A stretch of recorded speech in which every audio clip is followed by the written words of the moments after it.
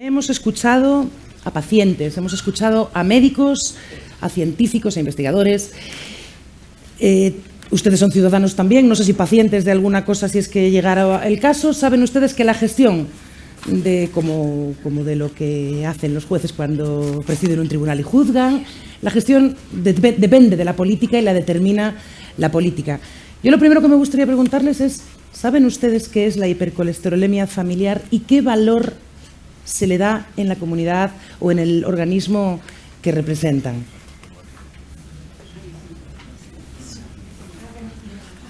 No se preocupen. Vamos a intentarlo, a ver, disculpe. Sí, buenas tardes a todos y a todas. En primer lugar, gracias al doctor Matas. Gracias al doctor Matas por invitar a la Comunidad Autónoma de Extremadura a estar aquí esta tarde. Gracias a todos los asistentes y a todas las asistentes y gracias por permitirme estar en esta mesa para compartir experiencias y para compartir lo que pensamos. A la pregunta de la moderadora, que si no nos desviamos, a la pregunta de la moderadora es que yo tengo la desgracia de ser de formación médico de pueblo. Entonces sí sé lo que es la hipercolesterolemia familiar. En segundo lugar, estando de ministra Ana, yo estaba de director general de la Consejería de Sanidad y Consumo en ese momento, estaba el actual presidente de la Junta de Consejero de Sanidad y nos tocó gestionar algo que para nosotros fue magnífico, porque es de estas posibilidades que le puedes dar luz a través de los medicamentos a las personas. Y eso pues se llamaba aportación reducida de los medicamentos que se podían hacer la aportación reducida en ese momento, ¿no? Por lo tanto, yo siempre soy de los que he dicho que a nosotros nos ha hecho más sano el medio ambiente, nos ha hecho más sano las mejores condiciones de vida. El que yo no haya tenido tantas posibilidades de tener hepatitis A como tuvieron mis padres, se lo debo al medio ambiente. Los fármacos mayoritariamente lo que han cambiado son enfermedades que eran letales a enfermedades crónicas.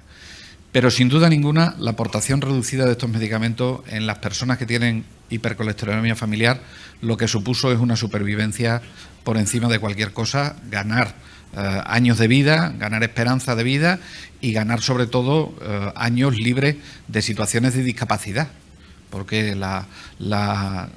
y además con evidencia científica. Entonces, pues yo creo que eso es la importancia que tiene, el poderlo hacer, y yo creo que tenemos que seguir en el camino de incorporar las novedades terapéuticas que vayan saliendo a un ritmo adecuado, de tal suerte que permitamos a aquellos que la padecen de la forma más grave, aunque sean poquitos o aunque seáis poquitos, pero que seamos capaces de hacerlo cuanto antes. Y luego, ¿vamos sabiendo más cosas? Luego será necesario que lo detectemos precozmente, que es lo mejor que podemos hacer por las personas, ¿no? Así es que eso es un poco la percepción. Ahora ya me he perdido. Gracias. Sí.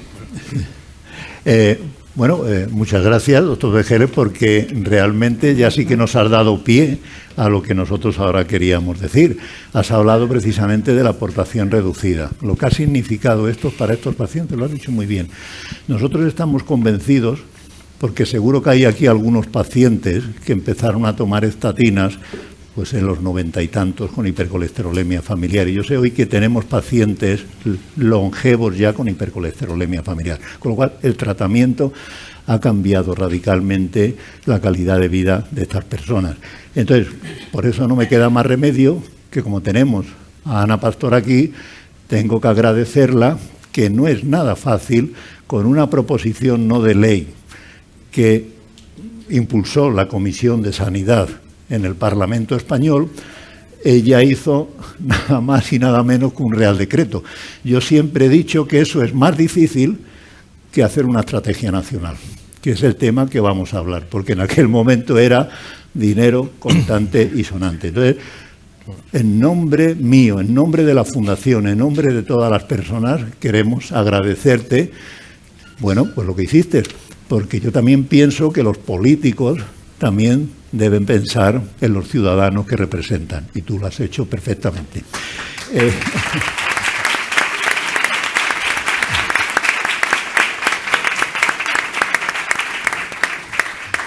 Luego también ya, bueno, empezó también contigo porque sé que te vas a ir, tienes que escaparte porque tienes muchos compromisos. Pero, por ejemplo, sabemos que durante tu legislatura al frente del Ministerio de Sanidad impulsaste leyes y planes nacionales, precisamente una legislatura corta.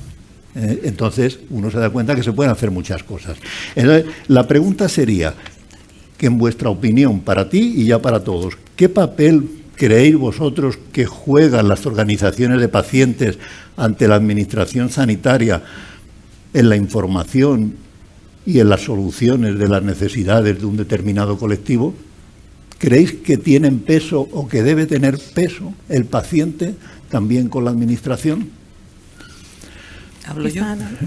Bueno, primero, muchas gracias al doctor Mata, porque ahora que se lleva mucho lo de dar medallas, pues a lo mejor alguien tenía que pensar en darle una, ¿no? No sé de qué, pero de algo, porque el Real Decreto del que está hablando, el 1348, se hace porque el doctor Mata, que es bastante contundente e intenso, me fue a ver. Aquí esto es una cosa entre colegas y entre pacientes. Me fue a ver y me planteó que como alguien que le diagnostican una patología siendo muy joven y es para toda la vida, ¿por qué no tenía una aportación reducida?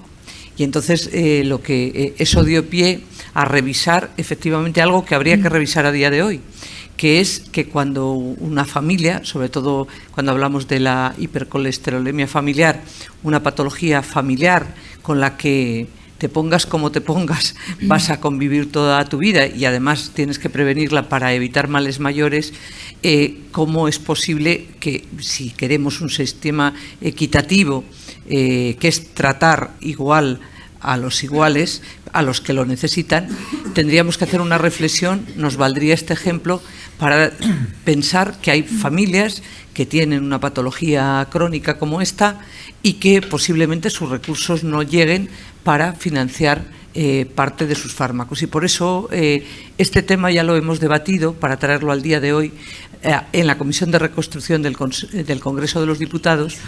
Está aquí el don Enrique Castellón, que lo conoce bien porque fue ponente también en esa comisión. Valoramos el que se haga una revisión también de las patologías crónicas en este país y ver también una revisión de los medicamentos, lo que llamamos cícero negro, que yo lo dije y me dijeron cicerón, no, cícero, que no es lo mismo, pero bien. Yo aprovecho para decirte que en este momento creo que hay que atender o hay que atenderos, yo creo que lo más que podamos, sobre todo con prevención. Sé en lo que estás trabajando en este momento, no te voy a quitar el titular porque eres tú el que lo vas a dar, pero sí decirte que las asociaciones de pacientes en estos últimos 20 años ha cambiado sustancialmente. Hemos cambiado todos, pero ha cambiado fundamentalmente el papel que juegan los pacientes y las asociaciones de pacientes en el sistema sanitario. Cuando se hizo la Ley de Autonomía del Paciente, se incluyó en la ley por primera vez pues qué derechos asistían, además de los derechos contemplados, por supuesto, en la Ley General de Sanidad y en el ordenamiento jurídico, como paciente, el derecho a esa información del paciente, el tema del consentimiento informado, el tema del testamento vital. Todo eso fue una novedad, fue una ley muy moderna en ese año, cuando se aprobó en el 2003, por cierto, con el apoyo de todos los grupos políticos, algo que ahora casi es imposible. Y eso, han pasado 20 años y como todos hemos envejecido, nos han ido saliendo arrugas y a la ley también. Y por lo tanto creo que hay que modificar la ley de autonomía del paciente para fijar el papel que tienen que tener las organizaciones de pacientes llamemos hipercolesterolemia familiar o otras asociaciones de pacientes, el papel tan relevante y fundamental que tienen que tener en la gobernanza, si se me permite, del sistema sanitario en su conjunto y de las comunidades autónomas. ¿Por qué? Pues porque tenemos cada vez, pues afortunadamente, una sociedad más informada, unos pacientes más informados, que conocen aquello que nos enseñaban en Economía de la Salud, lo recordáis, consejeros, es la simetría en la información, es decir, la relación de agencia que teníamos los médicos con el paciente.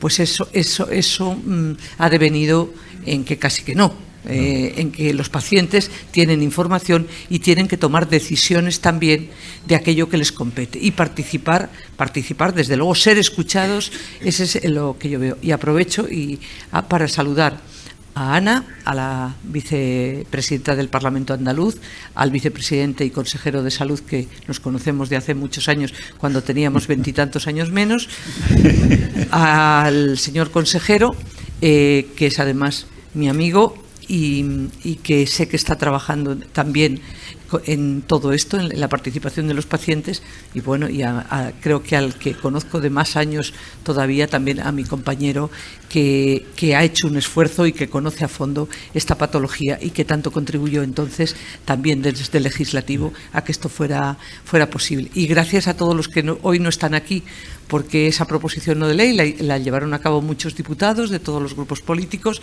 y también a todas las personas que desde el Ministerio, el equipo del Ministerio, lo hicieron posible. Esto no es un milagro ni es nada relevantísimo, es simplemente el ejemplo de que a veces pequeñas cosas generan grandes transformaciones, sobre todo en la cultura del sistema sanitario, que yo creo que esto es lo realmente relevante, en decir que si se quiere, se puede.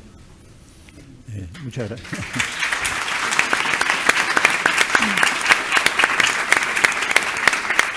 Muchas gracias, Ana. Entonces, bueno, pues ahora seguimos esta pregunta igual, puede ser un poquito para todos. O sea, ya para no extenderme, claro, yo os iba a preguntar, ¿creéis que es necesario una estrategia de detección de la hipercolesterolemia familiar? Y después también le daremos la palabra sobre todo a nuestro amigo el senador José Antonio Rubio por la lucha que hemos mantenido juntos, que todavía no lo hemos conseguido, pero yo creo que vamos a conseguir algo hoy en esta reunión. Si José Antonio se lo pone en marcha, lo llevo. Bueno, pues muy buenas tardes, y yo también quiero agradecer a Pedro la posibilidad que me da de estar hoy aquí con todos ustedes. Hoy es un día especial, una época especial, celebran el 25 aniversario. No siempre se celebre, yo creo que al siguiente 25 aniversario no estaré aquí, por lo tanto para mí es un día especial. Yo vengo de una comunidad autónoma que está muy enraizada en el tema de la detección y del tratamiento de la hipercolesterolemia familiar. Tenemos un pueblo que es un pueblo que da para un estudio epidemiológico importante, que está él, un pueblo en el cual, bueno, pues el destino o la consanguinidad ha querido que muchos de sus habitantes padezcan esta enfermedad, y que, bueno, pues ha servido para que en el estudio señero de la Fundación pues tengamos el 10% de los pacientes que pertenecen a Castilla y León. Es un pueblo que ha contribuido notablemente a ello. Si creo que tiene que haber una estrategia, bueno, en Castilla y León ya vamos creyendo en que debe de haber esa estrategia de detención ya desde el año 2008. Celebramos este año el 15 aniversario de nuestra estrategia de detección, que, bueno, tuvo un nivel importante porque permitió poner a la atención primaria en el centro de esa estrategia de detección. Creo que, como buena enfermedad crónica que es el médico, el equipo de atención primaria el que tiene que estar encargado tanto de su diagnóstico como de la mayoría de los procedimientos que llevan esta enfermedad. Hay que evitar el hospitalocentrismo de modo notable en las enfermedades crónicas. Y además permitió algo muy importante. Yo creo que yo no soy médico de familia como José María, pero bueno, sí que tengo una plaza de médico de atención primaria, y creo que es muy importante dotar al médico de atención primaria de la capacidad diagnóstica, y con esta estrategia los médicos de atención primaria podían pedir estudios genéticos. O sea, creo que es un hito bastante importante, y 15 años después, bueno, pues nos lleva un poco a revisar. La sociedad ha cambiado, es necesario, hay otros avances que no había hace 15 años, y creo que es muy importante utilizar esta jornada precisamente como punto de reflexión y punto de cambio, para mejorar nuestra estrategia y hacer cosas nuevas en este tema de la hipercolesterolemia. Yo creo que es un tema importante, es una enfermedad que es un paradigma de lo que puede ser un programa de salud pública, porque realmente tiene tratamiento, tiene diagnóstico, hay que diagnosticarla pronto y evidentemente tenemos que poner todos nuestros esfuerzos en que estas estrategias nos lleven a ello.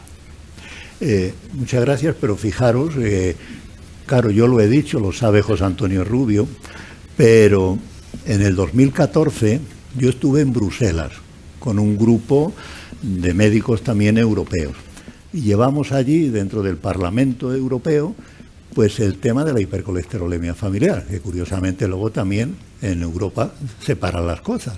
Cuando lo llevamos allí, todo el mundo estaba muy pendiente de lo que nosotros habíamos dicho, que en España el médico de atención primaria en una comunidad con una dispersión geográfica tremenda y donde no hay que mandar a estos pacientes al hospital todos, podía pedir el diagnóstico genético.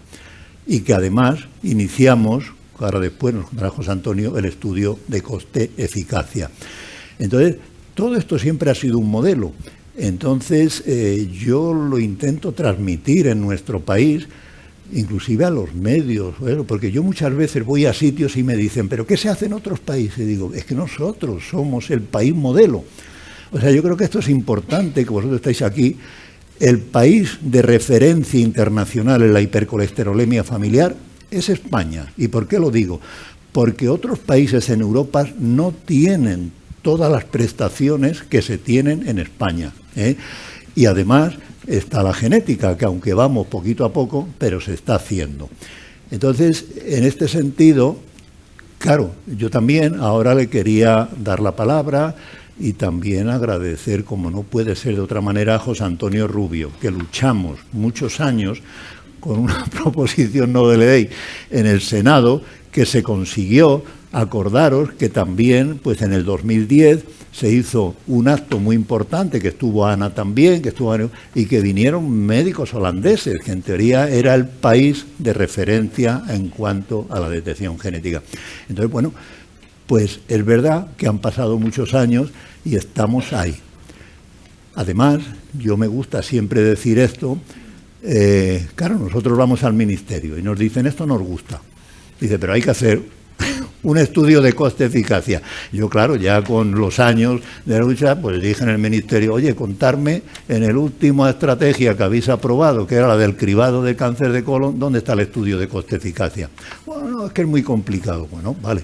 Acuérdate, José Antonio, que nosotros hicimos el estudio de coste-eficacia. Se publicó en una revista americana, para que luego, claro, no se dice, no, es que nos publicado en una revista americana. En ese estudio merece la pena, por lo menos, decir que lo que identificamos es que por cada 6 adultos, ahí no incluimos los niños, sino los mayores, por cada 6 adultos que les detectamos y tratamos con hipercolesterolemia familiar, en los próximos 10 años evitamos un infarto de miocardio, 30.000 infartos de miocardio en España. Ese estudio, como se consideró la perspectiva, no lo que tú tuviste que hacer del pagador, sino la perspectiva social, pérdida en productividad laboral, años de vida, el estudio, no sé si estará aquí el economista de la salud que lo hizo con nosotros, Pablo Lázaro, pero fue lo que se llama efecto dominante, es decir, que no costaba dinero. Y ya con esto, yo siempre me ha sorprendido también cuando se decía, yo eso me llamó mucho la atención. Por ejemplo, cuando yo veía el estudio coste-eficacia de implementar la cloración de las aguas, vale un dinero. Se llegó a decir además lo que os he dicho, la hipercolesterolemia familiar sería más coste eficaz que la cloración de las aguas. Entonces, claro, fijaros las cosas, pero llevamos muchos años. Entonces, yo a José Antonio le diría que cómo ve, además de agradecerte aquella persistencia, yo creo que lo vamos a conseguir. Ahora vamos a dar la vuelta, que os lo preguntaré después, pero yo creo que vamos a conseguir la estrategia de detección.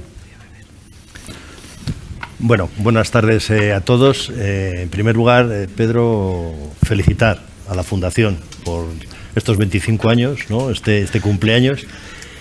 Y en segundo lugar, darte las gracias a ti y a toda la Fundación. las gracias por el trabajo que lleváis haciendo durante estos 25 años. Tú has dicho antes que tuvimos la proposición no de ley en el año 2010, en el mes de septiembre, en el mes de noviembre, Ana se acordará, estuvimos en Valladolid en una mesa redonda también, ¿no?, hablando del tema de las enfermedades crónicas, de la hipercolesterolemia familiar. Y bueno, desde entonces llevamos luchando, ¿no?, por lograr una estrategia o un plan o un programa nacional de detección precoz de la hipercolesterolemia familiar. Y la verdad es que el que más lucha, el que más insiste, ¿no?, eres tú, Pedro. Decía Ana que hay que darle una medalla. Yo creo que hay que darle una medalla a la perseverancia y al esfuerzo que ha realizado.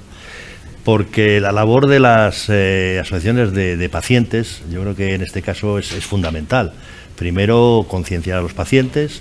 En segundo lugar, concienciar a los profesionales sanitarios, a los médicos que, como ha dicho antes Alejandro, en Castilla y León pueden pedir pruebas, pero hay que hacerles que sepan y que las pidan, porque muchas veces tienen esa herramienta, pero no lo hacen. También hay que concienciar.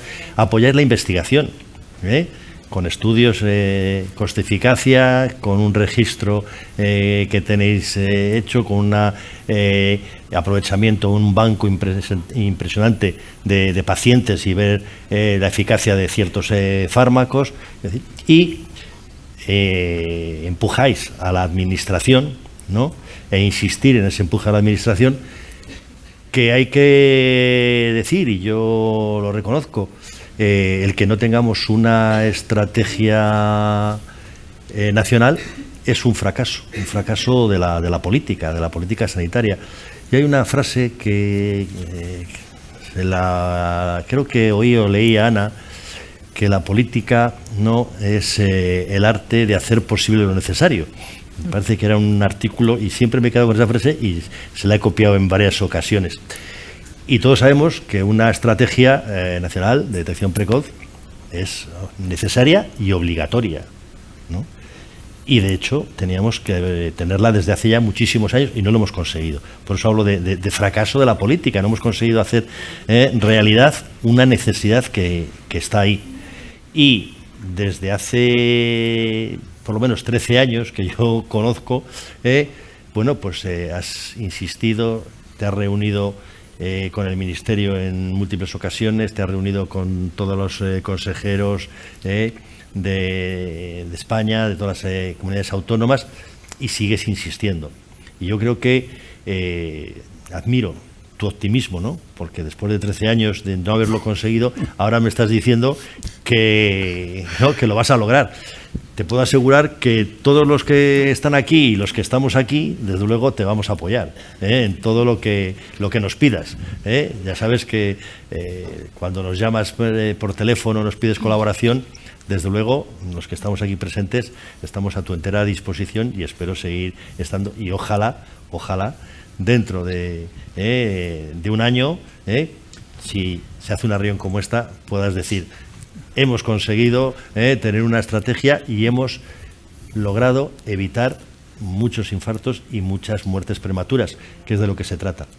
Bueno, pues eso, os voy a tomar la palabra y desde luego estáis invitados para el año próximo. Entonces, ahora, pues, el doctor Vergeles y luego, pues, que hable también la vicepresidenta primero del Parlamento andaluz, Ana Mestre, que le voy a hacer también una pregunta. ¿La próxima jornada la vas a celebrar más o menos en este tiempo, el año que viene? Si la vas a celebrar en este tiempo, aquí el que corre riesgo soy yo, que es el único que está en elecciones. Bueno, vamos a ver. Hilo la necesidad del cribado, lo hilo con lo que estabas preguntando de la participación de los pacientes. Nosotros estamos libres de culpa porque creímos en eso desde el primer momento y, de hecho, en nuestra Ley de Salud de Extremadura hay el máximo órgano de participación, que es el Consejo Extremeño de Salud, y luego hay una representación de los propios pacientes en el Consejo Regional de Pacientes. No se puede entender una medicina que esté basada en la evidencia solo con los datos científicos, sin la preferencia de los pacientes. Por lo tanto, es absolutamente importante implicarlo y eso está libre de toda duda. Incluso lo que decía antes Ana de reformar las leyes, seguro que hay que reformar leyes porque pasan los años igual que pasan por nosotros, como decías, ¿no? A mí me queda una asignatura pendiente en el Sistema Nacional de Salud, como lo tenemos ahora, ¿eh? Es un buen Sistema Nacional de Salud, ¿eh? Yo me siento orgulloso. Si digo esto, lo digo para mejorarlo. Los extremeños no hemos sido destructivos en el comportamiento dentro del Consejo Interterritorial del Sistema Nacional de Salud.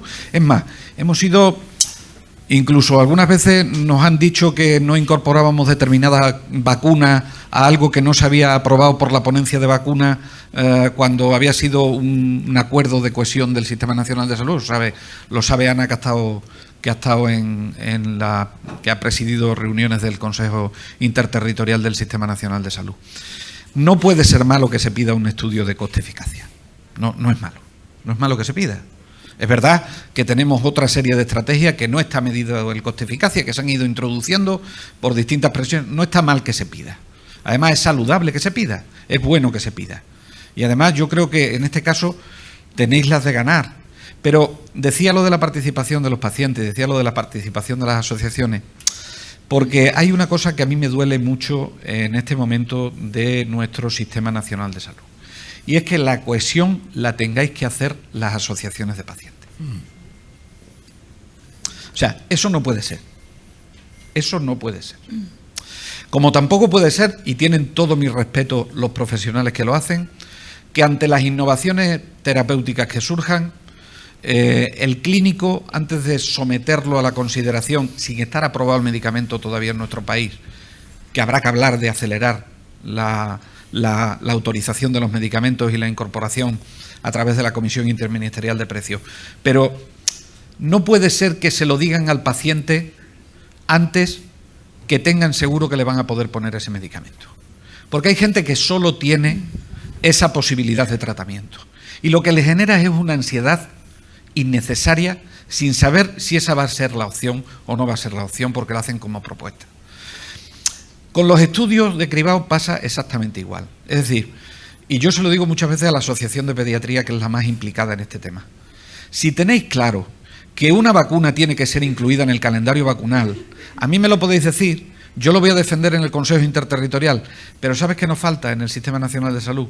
La ventanilla donde presentar esa solicitud que diga que solicitáis eso, para que se pueda estudiar. Porque si no, la ponencia de vacunas irá a su bola, la ponencia, la recientemente creada Comisión de Genética hace unos días, si no ha sido ayer, para incluir cribado en el ámbito neonatal con técnicas de química seca, pues decidirá de forma errónea. Cada una de las comunidades autónomas tenemos unos cribados que son iguales, pero hay otros cribados que son diferentes. Es decir, oiga, yo genéticamente no debo ser tan raro de uno de Valencia, ¿eh? Y en el caso de las vacunas, yo creo que tengo el mismo riesgo epidemiológico que uno de Valencia o que uno de Andalucía. Es verdad que tengo más cerca a Elba y me podía ir al Ministerio Portugués decirlo, pero yo creo que no tengo tanta diferencia, ni los virus, ni las bacterias, ni los genes entienden de frontera, que yo sepa, ¿no?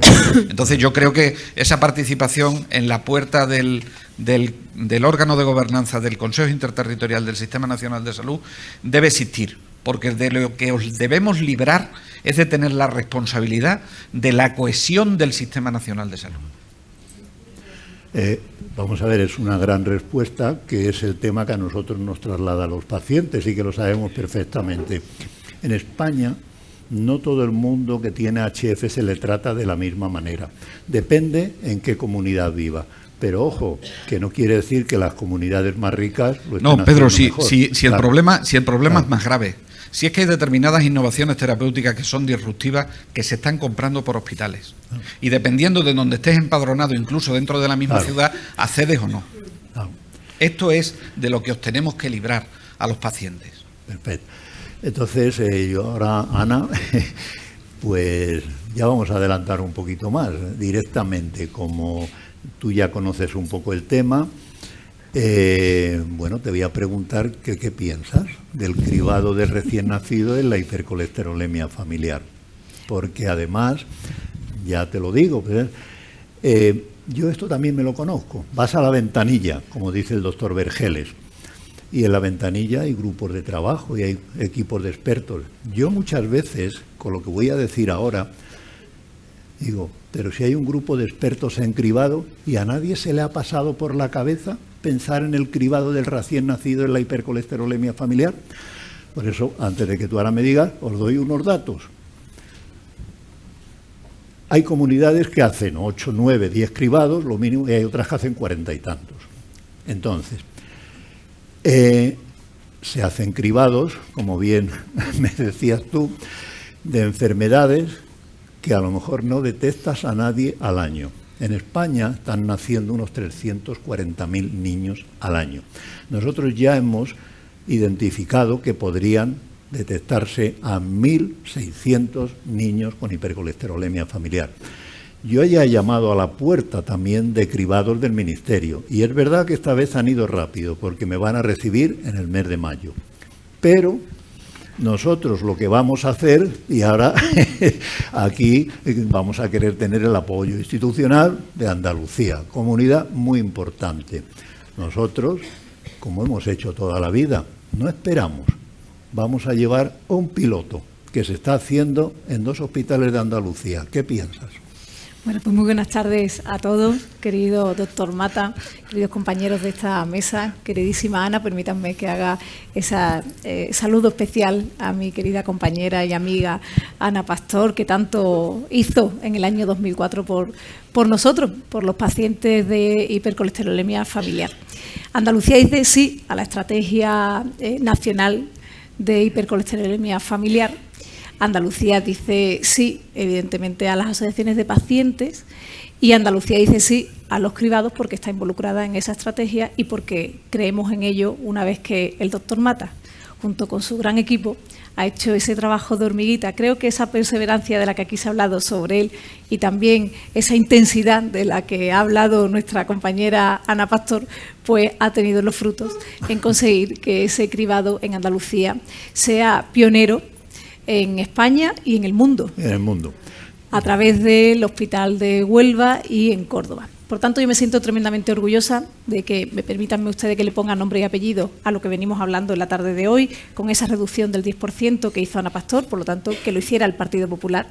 Como compañera de Ana, de partido, pues me siento tremendamente orgullosa que siga dando pasos adelante este partido donde gobierna a favor de la hipercolesterolemia familiar. Y esa muestra es lo que hoy están hablando aquí, lo que han anunciado esta mañana con ese cribado del que ya hay datos y que estamos todos deseando conocer los resultados del mismo para que podamos seguir avanzando.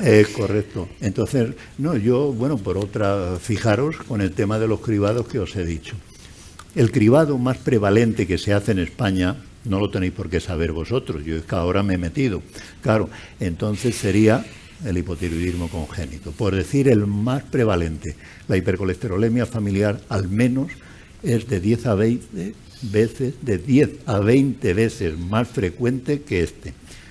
Esto va a ser una determinación de colesterol total en un paso, claro, al que sea positivo le tenemos que confirmar genéticamente, pero luego ya tenemos a la mitad de la familia. Y para ello está... La Administración tiene que estar preparada, porque no solo podemos hablar del cribado, que se preparen los hospitales, que se preparen los equipos, que conozcamos, que investiguemos, que resultemos con un estudio, sino que habrá que preparar a la Administración de los recursos necesarios, porque ya no solo se van a detectar recién nacidos positivos en hipercolesterolemia familiar, sino que se van a detectar, afortunadamente, con ese estudio en cascada, a muchos padres y madres con hipercolesterolemia familiar.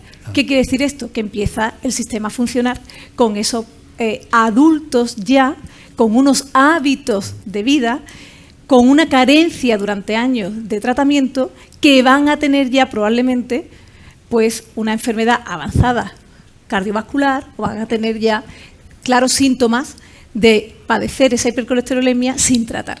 Por eso es tan importante que ya el cribado vuelve a ser un hito para la hipercolesterolemia familiar, porque yo creo que a lo largo de los años la hipercolesterolemia familiar ha venido sufriendo una serie de hitos fundamentales para el bienestar y la calidad de vida de los pacientes de hipercolesterolemia familiar.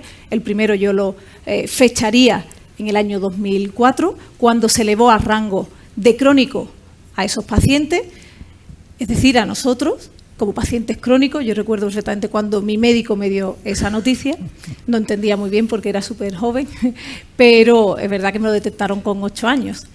Si imagínense, pues ya en el 2004 ya sabía algo de esto. Y yo creo que otro hito importante para la hipercolesterolemia, y que quizás no se haya hablado lo suficiente y reconocido a la Administración, son los anticuerpos monoclonales, inyectables. Eso es otro hito que a coste cero los pacientes estamos pudiendo tanto aumentar la esperanza de vida junto con el medicamento vía oral, las estatinas, y sin lugar a dudas se le debe también a una Administración comprometida. Totalmente correcto, y además voy a añadir una cosa. Tenemos un país vecino que es más potente que nosotros, Francia. Francia no daba la aportación reducida a los inhibidores del PCSK9 de lo que tú estás hablando, solamente para los homocigotos, no a los heterocigotos. O sea, que por eso yo también os traslado a los políticos, a la Administración Sanitaria, que hay que sacar pecho de lo que se está haciendo en España. Entonces, una vez que tú has dicho eso, yo creo que aquí hay una pregunta, ya estamos terminando, pero yo había pensado, tú lo has dicho, o sea, hay que preparar ahora al sistema sanitario en el continuo de la asistencia. Entonces, la pregunta yo sigo pensando que la hipercolesterolemia familiar como enfermedad crónica desde el nacimiento es un modelo de atención sanitaria que debería integrar atención primaria de pediatría y atención especializada. De esta manera estamos haciendo un continuum en el sistema sanitario y se pueden unir todas las áreas sanitarias implicando además a la primaria. ¿Vosotros qué creéis? ¿Cómo se debería establecer esta continuidad asistencial en las áreas sanitarias? ¿Existen planes de futuro para concretar esto? Digo esto porque esto es muy importante. El sistema sanitario está acostumbrado también por la demanda a tratar la enfermedad, el momento agudo, pero nos hemos olvidado de la prevención, que la prevención es la clave en un sistema sanitario. ¿Qué piensas? Pues claro, yo pienso que estos cribados, una de las cosas que cambia por completo es la medicina preventiva que tiene que asumir el sistema de una vez por todas. La medicina preventiva lo asume porque sí o sí, en el momento que el paciente es recién nacido y diagnosticado de HF, comienza unos hábitos saludables para esa nueva vida que llega a nuestra sociedad, que sin lugar a dudas se le van a inculcar unos valores nutricionales, alimentarios, de vida saludable, en definitiva, que va a propiciar mayor esperanza de vida y que va a propiciar que esa persona le cueste menos al sistema, y para colmo pues tenga una vida saludable, evidentemente, evitando muchas enfermedades de aquellos distintas a las que aquellos que no estaban diagnosticados. Pero sin lugar a dudas, cuando hablas de especialidad de primaria, yo creo que hay una falta de formación en la primaria, yo creo que no debemos temer reconocerlo, sino al menos creo que los pacientes lo podríamos decir hoy aquí, porque hemos escuchado entre médicos de primaria de todo, y si nos vamos a un restaurante a comer con un amigo médico, igualmente nos dirá de todo, uno y otro, y yo creo que eso perjudica mucho a los pacientes que padecemos la hipercolesterolemia familiar y cómo se ha venido banalizando el colesterol en nuestras vidas. Creo que es gran parte de la clave de que no se hable de eso en nuestro sistema, y por eso ha tardado tanto que seamos capaces de una vez por todas tener un cribado puesto en marcha en algún lugar, porque se ha banalizado el colesterol, se ha banalizado en todas partes, en las mesas, en las reuniones familiares, cuando se come, se desayune, se almuerce, se cene. Eres cuestionado constantemente porque piensan que no, como no duele, es asintomático, ¿verdad? El primer síntoma, como dice uno de mis médicos, es la muerte para muchas de las personas. De la hipercolesterolemia familiar, el primer síntoma es la muerte. Entonces, eso es lo que tenemos que evitar. Y creo que gran parte tenemos la culpa a los pacientes de esa banalización. Y tenemos que sacar pecho desde la Administración con esos datos, sin lugar a dudas. Teniendo esos datos en cualquier otra enfermedad, no estaríamos hablando hoy de este debate. De otros debates, sin lugar a dudas, pero desde luego no del que estamos haciendo en este momento. Y entonces es una responsabilidad de todos nosotros que tenemos que darle al colesterol, porque se dice cada barbaridad, por incluso voces autorizadas, que llegan a cuestionar si el ateroma es, no es, se queda, no se queda en la arteria, esto se quita con un danacol, ¿esto qué es lo que es? Si hay evidencia científica, ¿cómo podemos sostener esos discursos? ¿Cómo podemos admitir ciertas teorías, si me apuran. Entonces, claro, ¿qué ocurre? Que no se le ha tomado en serio el colesterol, no se le ha tomado en serio. Y cuando un paciente tiene hipercolesterolemia familiar, pues en una mesa lo mínimo que se hace cada vez que te presentas en ella a comer con amigos es que se ríen de ti. Porque es que eres muy exagerado, porque yo también lo tengo, pero yo como de todo. Y yo digo, pues yo no como de eso, pues yo como de todo. ¿Para qué te hace una analítica? Yo no voy al médico para que no me lo saquen. Claro, entonces hay de base tantas cosas de las que hablar para entender que no se haya avanzado en esa estrategia, que hoy estamos aquí para ponerle nombre y apellido. Y ustedes comprenderán que yo lo hable con esta vehemencia porque soy paciente, pero tengo 41 años y aspiro a morirme muy mayor, pero llamando a las cosas por su nombre, sin complejo y con la valentía suficiente para poder abordar con los profesionales, que hoy me gustaría darles las gracias a mi primer médico internista, el señor Cornejo, también al doctor Lacal y a la doctora Rubio, que hacen posible que yo tenga el conocimiento junto a mi padre, mis hermanas y tal, de la enfermedad como lo tenemos y podamos tener una buena vida en estos momentos, ¿no? Bueno, Ana, ya sé que te tiene.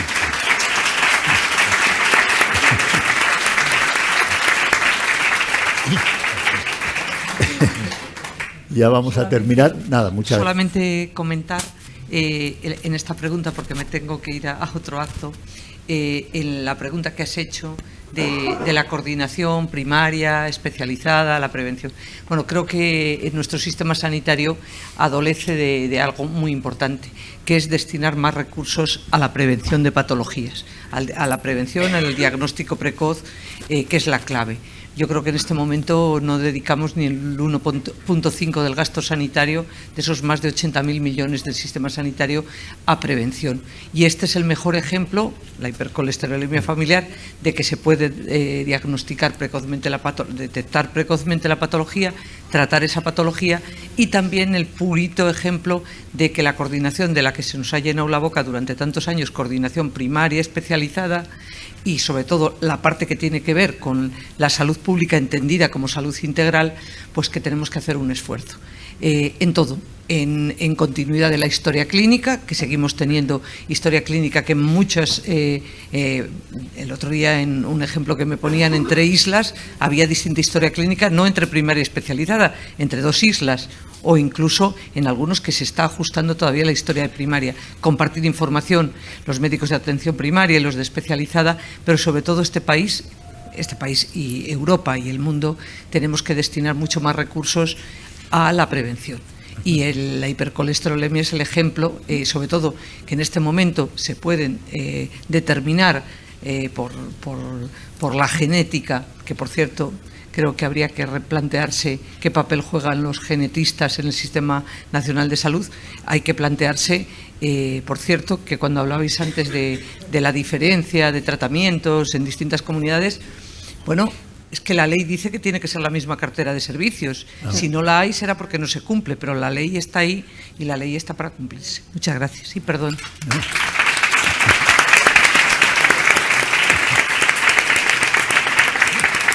Muchas gracias, Ana. Bueno, nos estamos acercando al final, pero yo aprovechando, creo que te vamos a fichar. Entonces sería fenomenal que te vinieses conmigo cuando vamos por las consejerías y todo esto. Encantada. Además, quien me conoce sabe que no hablo en balde, pero es que creo que en la vida no podemos pasar de puntilla. Si me permite, doctor Mata, una apreciación. En esa coordinación yo he hecho en falta una cosa, ya ustedes la valoran, pero en esa coordinación, desde mi punto de vista, falta la farmacia. Y les digo esto porque hablando de esos anticuerpos monoclonales, inyectables, que yo soy usuaria de ellos, en Andalucía, que fue para mí otro hito para la hipercolesterolemia familiar, por el COVID se decidió que los fármacos de oficinas de farmacia hospitalaria salieran de los hospitales y se pudiera dispensar a los pacientes en las oficinas de farmacia. Esto me ocurrió a mí y vi el cielo abierto, porque yo no podía ni tenía vida para yo estar ceñida a mi inyección una cada 15 días y solo podía recoger una cada 15 días el día y la hora que el hospital me daba. No tenía vida para eso, era diputada andaluza, vicesecretaria del PP andaluz, por toda Andalucía viajando, yo no podía tener esa hipoteca. Pero era imprescindible. Entonces, con el COVID se me manda a esa opción, que cualquier oficina de farmacia me la podía suministrar. Y eso, a día de hoy, sin COVID, sigo disponiendo de ello en Andalucía. Y es mi farmacia de referencia quien a mí me da mi inyección cada 15 días. Perfecto. Ahora ya he conseguido quitarme un pinchazo, doctor Mata, y ya es uno al mes, porque seguimos evolucionando y es muy bueno para los pacientes que lo sepan y que además lo hagan. Entonces, la farmacia es crucial. Mi farmacéutico sabe sobre eso, esos anticuerpos monoclonales, esos inyectables, sabe perfectamente, se ha preparado para ello. Por eso también sería a lo mejor una solución para los pacientes de hipercolesterolemia familiar homocigótica. Son escasos. A lo mejor podríamos utilizar a las oficinas de farmacia como centinela para que si tiene un paciente homocigótico, sea ella quien se lo dispense y quien le lleve ese fármaco. Medicamento. Claro, ese medicamento huérfano que ahora mismo está, la tesitura en la que está, pero yo estoy convencida que los farmacéuticos estarían en disposición de ello. Ya les digo, es una experiencia fantástica en Andalucía, no se ha podido todavía implantar en todas las oficinas de farmacia porque no todos los hospitales están todavía concienciados ni están por la labor de sacar ciertos fármacos de las farmacias hospitalarias, pero yo creo que es el gran reto, porque ya existe, y si existe y es exitosa la iniciativa, hagámoslo en todas partes, porque a los pacientes nos da calidad de vida y nos hace cumplir correctamente con nuestros tratamientos. Muy bien. ¿Quieres hablar? Y después también José María. Bueno, yo creo que esta enfermedad es un ejemplo de lo que deberíamos haber hecho y no hemos hecho. Sí, deberíamos haber hecho, como ha dicho Ana Pastor, mucha más prevención primaria. Y estamos hartos de hacer prevención secundaria y muchas veces, por desgracia, prevención terciaria. Y yo creo que el sistema sanitario, que como ha dicho José María, es un buen sistema sanitario, tiene que adaptarse al cambio de la sociedad española. España tenemos un magnífico sistema sanitario para tratar las enfermedades agudas, es decir, cualquier persona que tenga una enfermedad aguda sabe que va a ser tratado en tiempo y forma y correctamente y con un estándar de calidad adecuado. Sin embargo, llevamos muchos años, desde que yo me dedico a la gestión sanitaria, hablando el desafío de la cronicidad, y aquí seguimos hablando del desafío de la cronicidad. Evidentemente, esta enfermedad pone de manifiesto que hay un escalón entre atención primaria y atención hospitalaria. Sí, perdón. Digo que hay un escalón entre atención primaria y atención hospitalaria. Evidentemente pone de manifiesto que se pueden hacer las cosas de otra manera, que los médicos de atención primaria, las enfermeras de atención primaria están y son los que deben de estar encargados de controlar a los pacientes crónicos, y que el hospital está para determinadas circunstancias, no para seguir a estos pacientes de modo continuo en los hospitales. ¿Cuándo tienen que ir a un hospital? Evidentemente, pues cuando necesitan un cambio de tratamiento porque la dosis de estatinas no es la adecuada, o necesitan alguna técnica, en el caso de los homocigóticos, como hemos tenido que hacer una de la féresis, etcétera. Y luego estamos en un proceso además en el cual esta enfermedad tiene también mucho campo en la medicina personalizada y de precisión. Y estamos, Castilla y León, tenemos un programa que además viene de modo muy directo al tema de las estatinas y del control de las estatinas. El programa 5SPM, que es de farmacogenética. Es decir, con tenemos ya una experiencia importante entre 4 y 5.000 pacientes, en los cuales se les ha estudiado genéticamente cuál es la respuesta. Sí, perdón, digo que cuál es la respuesta, cuál es la dosis y qué tipo de fármaco es el más adecuado, y se da mucho en pacientes polimedicados que tienen ciertos trastornos importantes a la hora de combinar medicamentos. Por lo tanto, yo creo que nos tiene que servir, por supuesto, para el desarrollo de un programa de detección, un programa de cribado, que creo que además, aunque no está hecho el estudio último, yo creo que es efectivamente coste-beneficioso, y que nos tiene que servir también para modificar nuestra manera de enfrentarnos a la enfermedad. Estamos en una sociedad de enfermos crónicos, en la cual las enfermedades crónicas causan un gasto sanitario muy importante. Es que no nací como Julio Iglesias, entonces no se preocupe. Nunca he sido cantante. Entonces, yo creo que realmente debemos aprovechar este tipo de trastornos y de patologías para replantearnos nuestro modelo sanitario hacia donde tenemos que ir. Bueno, yo ya que nos acercamos al final, me gustaría hacer énfasis es que estamos con 3 comunidades autónomas.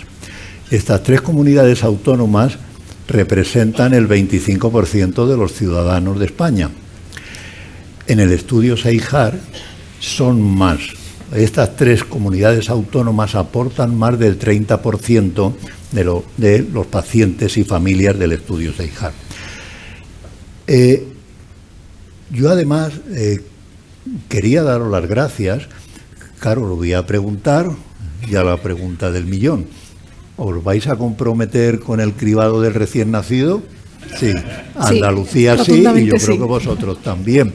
Porque claro... Voy a ver si canto bien. Evidentemente vamos a desarrollar en 4 hospitales, empezaremos con 4 hospitales. Además, 4 hospitales representando diferentes tipos de sociedad de Castilla y León, que como saben ustedes es una sociedad muy dispersa y con zonas de muy baja población, en las que también hay que hacer este tipo de cribados, y vamos a implementarlo en 4 hospitales para empezar y ver los resultados que creo que lógicamente tienen que ser mucho mejores que los que tenemos con el actual programa de detección precoz, que como dije al principio habría que darle una vuelta porque realmente es un programa oportunista y pasamos a ser un programa universal en todos los casos. No, además nosotros también desde la Fundación vamos a intentar ayudar en la coordinación, porque a lo mejor un hospital que ya ha arrancado en Andalucía se le pueden mandar inicialmente la tira de química seca y preparar la infraestructura a lo mejor para hacerlo. Entonces yo creo que vamos a intentar colaborar en esto. Y luego, antes de que ya hable también el doctor Vergeles, yo quería volveros a agradecer por lo siguiente. Estamos hablando de 3 comunidades que no son ricas en el país, hay comunidades más ricas, pero 3 comunidades que yo creo que son muy importantes. Una, por el número de habitantes que tiene, que es la principal de España. Castilla y León es la región europea con mayor geografía, o sea, kilómetros cuadrados, y la dispersión geográfica es tremenda. Por eso, lo que vosotros hicisteis de dar la posibilidad, que muchas veces, ojo, no lo han aprovechado luego los profesionales sanitarios, cuando les disteis la posibilidad del diagnóstico genético en la atención primaria. Y luego tenemos Extremadura. O sea, hombre, claro, nosotros os hemos invitado, hay más afinidad, pero yo creo que es importante el mensaje que podemos trasladar a la sociedad de nuestro país, que 3 comunidades con diferentes perfiles se van a comprometer en esto. ¿Qué le parece, doctor Vergeles? Yo solo puedo decir sí o no, porque si digo cómo lo voy a hacer me pueden denunciar por delito electoral. Así es que solo voy a decir sí. Me gustaría hacer alguna reflexión a lo anterior. Primero, antes Ana Pastor hablaba de que es necesario el cambio de la ley 41/2002, que es la ley de autonomía del paciente. Bueno, muchísimo más necesario es cambiar la terminología esta de primaria especializada. Porque que yo sepa, en este país todos son especialistas. Por lo tanto, yo hablaría de primaria y hospitalaria, porque si no faltaría la verdad. Perfecto. ¿Vale? Faltaría la verdad y no me parece que sea oportuno hacerlo. Segundo, a mí me parece que el cribado, si es en química seca, donde se debe hacer es en atención primaria. Porque la química seca tiene la posibilidad de mandarlo donde quieras mandarlo, y la atención primaria tiene una penetración, al menos en la comunidad autónoma que yo estoy, que llega a prácticamente todas las partes. Y de hecho el cribado neonatal, donde se hace con químicas con técnicas de química seca, es en la prueba del talón. Y la prueba del talón se hace en primaria. Se manda al laboratorio de referencia, pero el recién nacido va a primaria, donde se lo hacen. Y a partir de ahí es cuando se le detecta. 3. Yo creo sinceramente que tenemos que invertir, estoy de acuerdo en que tenemos que invertir en el ámbito de la prevención, mucho más de lo que estamos haciendo. De la misma forma que tenemos que desmedicalizar la vida de las personas. Y eso lo tenemos la responsabilidad como ciudadanos, Yo soy el responsable de mi proceso de salud y enfermedad, ¿eh? El sistema sanitario me puede ayudar a hacer las cosas, pero el responsable de mi proceso de salud y enfermedad soy yo, ¿eh? A ver si vamos a matar esto de éxito. Y luego hablaba de una cosa importante con respecto a las innovaciones terapéuticas que se dispensen en las oficinas de farmacia. Yo no me siento satisfecho con los proyectos, lo tenemos en Extremadura, ¿eh? Pero yo no me siento satisfecho con el proyecto de dispensación colaborativa en oficinas de farmacia. Porque solo ayuda a lo que acaba de decir ella, a que puedas, que no es poco, a que puedas acceder al medicamento sin hacer muchos kilómetros. Pero esta obsesión que hemos cogido en este país de que todo lo nuevo tenga que ser etiquetado de diagnóstico hospitalario y que esté restringido a la prescripción exclusivamente en el ámbito hospitalario, es descapitalizar científicamente a la atención primaria de salud. Y no siempre está el farmacéutico de oficina de farmacia, como están los puntos de atención continuada de atención primaria, por si hay una reacción adversa del vial subcutáneo cuando uno se lo pone en casa. Que cuando las cosas van bien y no pasa nada. Pero cuidadito con la farmacia colaborativa, ¿eh? Cuando lo que tenemos que apostar es porque salgan del diagnóstico hospitalario una buena parte de los fármacos que a lo único que se va a la farmacia del hospital es a recibir la primera atención farmacéutica y a la dispensación del medicamento. Y quien tiene que estar capitalizado científicamente es la atención primaria de salud, que es quien va a realizar el control de los pacientes, y la oficina de farmacia también. Y si esto no somos capaces de incluirlo en nuestra forma de incorporar la innovación terapéutica, estaremos cargándonos el capital científico de una parte de los especialistas que trabajan en el ámbito de la atención primaria. Por cierto, Extremadura, desde hace muchos años, tiene gerencias únicas de área, tiene historia clínica compartida que pueden escribir los especialistas de primaria y los especialistas de hospital. Y yo creo que eso es lo que hay que seguir potenciando si queremos una sanidad basada en los determinantes sociales. Si queremos una sanidad basada en el hospitalocentrismo, podemos seguir a la deriva que vamos. Pero tenemos que ir hacia una sanidad basada en los determinantes sociales.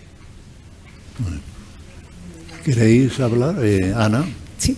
Hombre, yo por alusiones, yo creo que parte de ustedes sabrán por dónde voy a intervenir, porque evidentemente discrepo en parte de lo que acabas de exponer, porque yo lo sufro y creo que puedo dar testimonio de una colaboración excelente entre la Administración Sanitaria de la Junta de Andalucía, del Servicio Andaluz de Salud y la farmacia con respecto a la dispensación de estos inyectables. Yo he tenido efectos adversos, es más, los sigo teniendo cada vez que me pincho, y quien me los resuelve es mi farmacéutico.